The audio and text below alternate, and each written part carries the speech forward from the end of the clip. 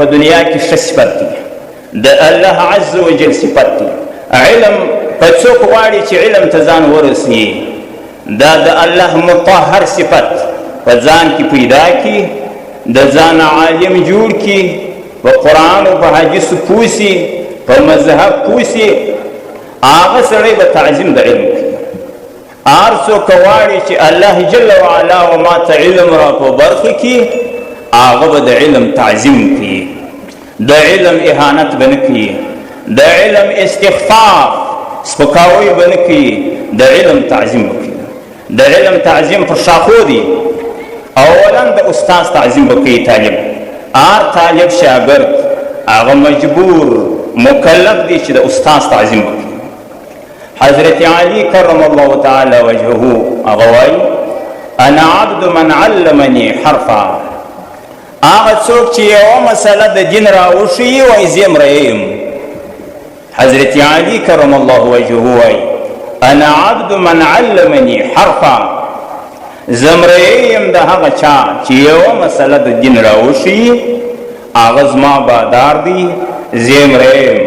ان شاء اعتق وان شاء استرق وان شاء باع. دا چې زه یم رئیس ولم استاد مې بادار شو، د بادار خوښه ده، ازادۍ مې په مې خرڅوي، په مې مرایې ګرځوي، خدمت په ما کوي، خادم د کور مې ګرځوي، هغه د ده خوښه ده. پیغمبر اسلام په یو حدیث شریف کې راوړي من علم عبدا آیة من کتاب الله تعالی فهو مولاه.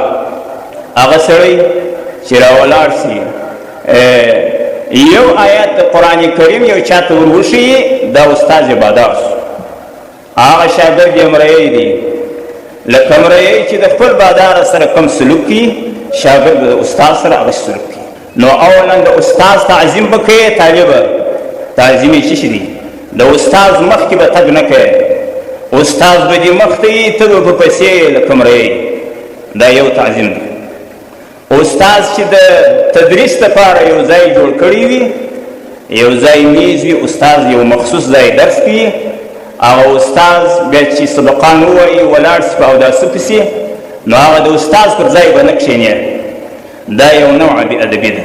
او د استاد په مخ کې چې خبرې کوي، د استاد په اجازه به کوي. د استاد په اجازه وه خبرې به کوي، که اجازه نه وه خبرې به نه کوي. او که دا معلومات درته وسو چې استاد مې خفه دی، بیا به د مسلې پوښتنه هم نه ځینې کوي.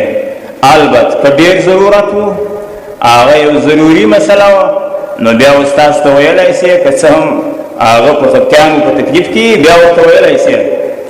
اما که استاد په خفګان کې و، مسئله دې ضروري نه وه، پوښتنه به نه ځینې کوي. او که چیرې د استاد به کور ته ورسې یا حجرې ته، دروازه یې تړلې وي، استاد دننه یي، دروازه به نه وټکوي. تر هغه وخته به ورته ناست یې چې په خپل طبیعت د کوره راوځي.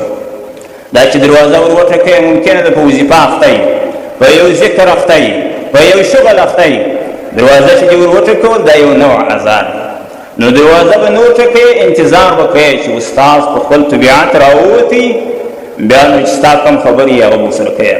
او استاد باندې چې سبق وایه نږدې به نه ورته کښېني، بیخي نږدې تقریبا 15 چې کتاب راوړي دي، دغونې اندازه به ځینې ګوښه یې. دا چې بیخي استاد ته نږدې ناست دي، دا هم یو نوع بې ادبي ده.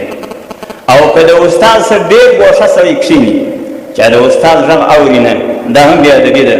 نو نه به ډېر لرې وي، نه به ډېر نږدې وي. دا د استاد تعظیم دی.